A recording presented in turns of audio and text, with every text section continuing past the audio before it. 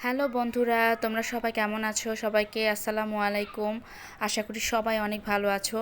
আর সবাইকে পবিত্র ঈদুল ফিতরের শুভেচ্ছা জানিয়ে ঈদ মোবারক। সবাইকে ঈদের শুভেচ্ছা জানাচ্ছি। তো আজকের রাতটা আমাদের চাঁদ রাতে, মেহেদির রাত। আর আমার চলছে কিছু রান্নার প্রিপারেশন। জানি না ঈদের দিন কতটা কমপ্লিট করতে পারবো, তাই ভাবলাম যে রাতেই কিছুটা মাংসগুলো একটু কষিয়ে রাখি, যাতে করে আমার অনেকটা হেল্প হয়। আর যাদের কিনা আমার মতো ঘরে ছোট ছোট বেবি আছে, তাদের জন্য তো খুবই মুশকিল। ঈদের দিন রান্না করাটা অনেক কষ্টকর হয়ে যায়, সব কিছু সামলানো যায় না। তাই আমি চেষ্টা করি একটু আগেই থেকেই সব কিছু প্রিপারেশন করে নেওয়ার, তাহলে অনেকটা ভালো হয়। তো এখানে দেখতেই পাচ্ছ আমি কিছুটা গরুর মাংস নিয়েছি। এখানে 2 কেজির মতো গরুর মাংস ছিল।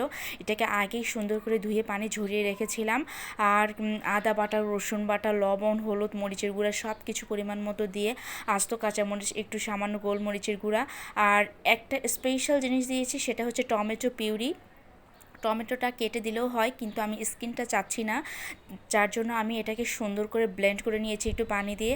আর জিরাটা আমি ব্লেন্ড করে রেখেছিলাম। আমি জিরা হাতে বাটতে আমার অনেক কষ্ট হয়, তাই আমি চটজলদি একটু ব্লেন্ডারে ব্লেন্ড করে নিতে আমার জন্য অনেকটা সহজ হয়। আর মাংসের মধ্যে তো ধনিয়ার গুঁড়া আর জিরার গুঁড়া ছাড়া কিন্তু একদমই ভালো লাগে না আমার কাছে। তাই আমি কাঁচা জিরা যেটা, এটা একটু বেটে দেওয়ার চেষ্টা করি। আর নামানোর আগে তো একটু সামান্য টালা জিরার গুঁড়া দিই, তাহলে স্মেলটা ভালো আসে। আর দেখুন, এই হাড়টা আমাকে বড্ড জ্বালা ছিল মাংসটা মাখানোর জন্য, ঠিক আছে, কিন্তু কিছু করার নাই। হাড়টাতে একটা নলি ছিল। আর এই নলির মাঝে যে মজ্জাটা খেতে কিন্তু অসাধারণ লাগে। তো আমি এখানে পানি বেশি দিলাম না, জাস্ট শুধু হাতে ধুয়ে একটু পানি দিয়ে দিয়েছি। এটাকে সুন্দর করে একটু মাংসটা আমি কষিয়ে নেব। তো পাশের চুলায় দেখতেই পাচ্ছেন হাই স্পিডে আমি একটু মাংসটাকে কষিয়ে নিচ্ছি। আর এইদিকে আমি কিছুটা মুরগির মাংস নিয়ে নিয়েছি, এটাকেও সুন্দর করে কেটে ধুয়ে পরিষ্কার করে নিয়েছিলাম আগেই। আর রান্নার মোস্ট ইনগ্রিডিয়েন্টস যেটা, সেটা হচ্ছে পেঁয়াজ কুচি। এই পেঁয়াজ কুচিটা আমি আগেই করে রেখেছিলাম অনেকটা, যাতে আমার অনেক সহজ হয়ে যায়। আর সেমভাবে গরুর মাংসে যে যে মশলা দিয়েছি, সেই সব মশলাগুলোই আমি মুরগির মধ্যে ইউজ করেছি, বাট আমি পরিমাণটা একটু কম দিয়েছি, যেহেতু মুরগির মাংসে এত মশলা দিলে ভালো লাগে না। তো সেমভাবে টমেটো পিউরি আর হচ্ছে জিরার বাটা, এগুলো সব কিছু দিয়েই হলুদ, লবণ, মরিচের গুঁড়া, একটু সামান্য স্পেশালি গরম মশলা ইউজ করেছি। এটা আমার স্পেশালি ঘরে বানানো। আর দেখতেই পাচ্ছেন আমি সব সময় রান্নাতেই খাঁটি সরিষার তেল ইউজ করি। সয়াবিন তেল আমি পছন্দ করি না। আর সব কিছুতেই আমি সরিষার তেল দিয়েই এভাবে মাখিয়ে রান্না করতে স্বাচ্ছন্দ্য বোধ করি।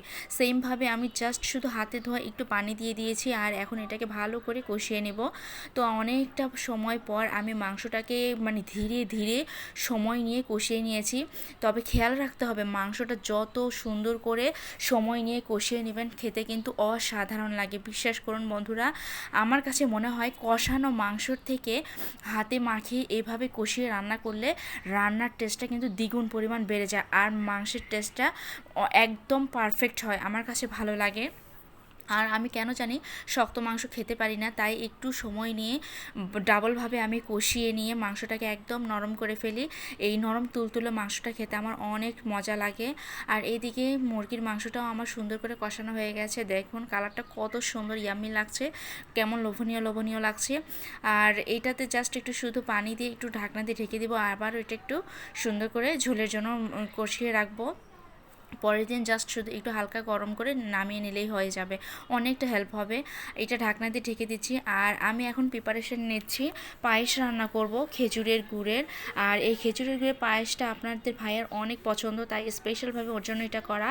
আমি এখানে 1 মুঠো পোলাওয়ের চাল আর 1 মুঠো সাবুদানা নিয়ে নিয়েছি, আর 4টা এলাচ নিয়ে নিয়েছিলাম। জাস্ট শুধু ব্লেন্ডারে একটু ঘুরিয়ে নিয়েছি, জাস্ট একদম মিহি করা যাবে না, আধ ভাঙা করে নিলেই হবে। আর এখানে আমি 2 লিটার পরিমাণ দুধ ইউজ করেছি। আর এই দুধটাকে একটু হালকা বলক দিয়ে জ্বালিয়ে নেওয়ার পরে আমি যে গুঁড়াটা তৈরি করে রেখেছিলাম পায়েসের জন্য, সেটা দিয়ে ফুটিয়ে নিতে হবে। আর জাস্ট নামানোর আগে খেজুরের গুড়টাকে আমি একটু হালকা পানির মধ্যে দিয়ে গুলিয়ে তারপরে এই পায়েসের সাথে ইউজ করেছি। আগে দেওয়া যাবে না গুড়টা, তাহলে কিন্তু দুধটা ছানা কেটে যাবে। আর সবশেষে আমি এখানে নামিয়ে নিয়েছি। দুঃখিত আমি ভিডিওটা দেখাইতে পারিনি, কেননা এর ফাঁকে আমি আমার মেয়েকে একটু মেহেদি দিতে নিয়েছিলাম, সে লম্বা একটা কাহিনী। আর এখানে পায়েসটা সার্ভ করার পরে আমি কিছু কাঠবাদাম, কাজু বাদাম আর কিশমিশটা একদম কুচি কুচি করে কেটে নিয়েছি। আপনারা আপনাদের মতো করে কুচি করে নেবেন। আর এখানে আমি কাঁচাই ইউজ করেছি, আমার কাছে কাঁচাটা ভালো লাগে। ঘিয়ে ভাজাও আপনারা ইউজ করতে পারেন। আর এইদিকে দেখুন এই দুষ্টু বুড়িটা। আর পাশে যেটা দেখতে পাচ্ছেন সেটা হচ্ছে আমাদের বুয়ার মেয়ে। তো আমাদের বাসায় এসেছে, বলছে আন্টি একটু হাতে মেহেদি দিয়ে দিতে, কিন্তু আমি অতটা ভালো দিতে পারি না, চেষ্টা করেছি একটু দিতে। আর আমার মেয়েকে আমি অর্গানিক যে মেহেদিটা দিয়ে দিয়েছিলাম, জাস্ট দেওয়ার সাথে সাথে সে ধুয়ে ফেলেছে। 5টা মিনিটের জন্য আমি রাখতে পারিনি। পরে আমি যে 5 মিনিটে যে কালার হয় সেই মেহেদিটা আবার দিয়ে দিয়েছি। তো একটু দেখেন কি অবস্থা, হাতের অবস্থা একেবারে খারাপ করে ফেলেছে। সে একটু কপালেও লাগিয়ে ফেলেছে, কালার হয়ে গেছে, খুব বাজে লাগছে। আর এই ভিডিওটা আমি করছি আজকে সকালবেলা ভোরে উঠে আমি এটা করছি। কিছুটা সেমাই রান্না করেছিলাম, সেটাও দেখাতে পারিনি, খুবই দুঃখিত, খুবই দুঃখিত। আর এখন আমি জাস্ট শুধু একটু পোলাও রান্না করব আর একটু করলা ভাজি করেছিলাম, সেটাও সুন্দর করে করা হয়ে গেছে, বাট আমি ভিডিও ক্লিপটা নিতে পারিনি। আর এখন আমি সবার আগে একটু বেরেস্তা করে নেব, যেটা আমার মাংসে সার্ভ করতে বা পোলাওয়ে সার্ভ করতে অনেকটা সুবিধা হবে, যার জন্য আমি বেশ কিছুটা বেরেস্তা করে নিয়েছি। হালকা আছে প্রথমেই বেরেস্তাটা করে নিয়ে এখন উঠিয়ে নিচ্ছি। এই বেরেস্তাটা আমি পরে ইউজ করব। আর এই একই তেলের মধ্যে আমি আরও বেশ কিছু পরিমাণ কাঁচা পেঁয়াজটা আমি অ্যাড করে দিব পোলাও রান্নার জন্য। তো এটাও আমি সুন্দর করে আগেই কুচিয়ে রেখেছিলাম। এটাকে জাস্ট এখন ভালো করে তেলের সাথে একটু হালকা লাল লাল করে ভেজে নিতে হবে। আর পেঁয়াজের স্মেলটা যেন কাঁচা না থাকে, সুন্দর করে ভেজে নেওয়ার পরে আমি এখানে ইউজ করছি সাদা জিরে, গোলমরিচ, লং, এলাচ আর দারচিনি। এটা জাস্ট ফ্লেভারের জন্য। এটা দেওয়ার পরে 3 থেকে 4 মিনিট একটু হালকা ভেজে নেব তেলের সাথে, যেন স্মেলটা সুন্দর আসে। তারপরে আমি দিয়ে দিব পোলাওয়ের চাল। এখানে আমি 1 কেজি পোলার চাল ইউজ করেছি। আর পোলার চালটাকে আমি প্রথমে 10 মিনিট পানির মধ্যে ভিজিয়ে রেখেছিলাম। অ্যান্ড এই ছাকনা দেখতে পাচ্ছেন, এই ছাকনাতে আমি 10 মিনিটের জন্য ঝরিয়ে রেখেছিলাম পানি ঝরানোর জন্য। তারপরে আমি এটাকে সুন্দর করে ভেজে নিচ্ছি। আর এইভাবে পোলাও রান্না করলে কিন্তু অনেকটা ঝরঝরে হয়, খেতে ভালো লাগে। আর এখন আমি দিয়ে দিচ্ছি 1.5 চা চামচ পরিমাণ একটু লবণ। এই ভাজার সময় যখন আপনি লবণ ইউজ করবেন তাহলে পোলাওটা খেতে কিন্তু অনেকটা মজা লাগে, ভালো লাগে। আর দিয়ে দিচ্ছি 1 চা চামচ আদা বাটা, 1 চামচ পরিমাণ রসুন বাটা। অনেকে আপনারা আদা বাটা রসুন বাটা ইউজ করেন না, বাট বিশ্বাস করুন পোলাও চাল ভাজার সময় যখন আপনারা আদা রসুনের পেস্টটা দেবেন তাহলে ঘ্রাণটা ভালো আসে এবং খেতেও কিন্তু অনেক মজা লাগে। এটা আমার মায়ের কাছ থেকে শেখা। আমিও প্রথম প্রথম ইউজ করতাম না, বাট এখন দিয়ে দেখি হ্যাঁ আসলে এটা খেতে অনেক মজা লাগে। আর পাশের চুলায় কিছুটা আমি গরম পানি বসিয়ে দিয়েছিলাম পরিমাণ মতো। আমি এখানে 1 কেজি পোলাওয়ের চালের জন্য 2 কেজি পানি আমি ফুটিয়ে নিয়েছি। পানিটা ইউজ করার পরে আমি দিয়ে দিয়েছি বেশ কিছুটা পরিমাণ কিশমিশ, আর দিয়ে দিয়েছি একটা গাজর একটু মোটা করে কুচি করে নিয়েছি, আর কিছুটা আস্ত কাঁচামরিচ আমি একটু ফালিয়ে নিয়েছিলাম, বাট পুরো ফালানো যাবে না, তাহলে কিন্তু ঝাল বেশি হয়ে যাবে। আর জাস্ট 10 মিনিট পর পানিটা যখন ফুটে উঠেছিল আমি ঢাকনা দিয়ে ঢেকে রেখেছিলাম 15 মিনিট। ব্যাস আমার পোলাওটা একেবারে ঝরঝরে। আর দেখিয়ে দিতে মনে নেই, আমি এখানে কিন্তু 1 কাপ গরুর দুধ ইউজ করেছিলাম, যার জন্য পোলাওটা খেতে অনেক মজা লাগবে।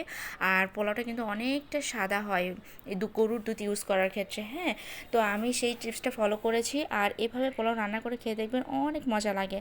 আর জাস্ট নামানোর আগে একটু বেরেস্তা ছড়িয়ে দিয়েছিলাম। আর যে ভিডিওটা দেখতে পাচ্ছেন এটা আমাদের দুপুরের জন্য, যখন গেস্ট বাসায় এসেছিল তখন জাস্ট আমি সার্ভ করে একটা ভিডিও ক্লিপ নিয়ে নিয়েছি। জাস্ট এই পর্যন্তই। আশা করি আজকের এই ভিডিওটা আপনাদের ভালো লাগবে। আর আপনাদের ঈদের প্রিপারেশন কার কেমন ছিল অবশ্যই কিন্তু আমাকে জানাতে ভুলবেন না, প্লিজ প্লিজ প্লিজ। আশা করি সবাই ভালো থাকবেন, সুস্থ থাকবেন। আল্লাহ হাফেজ।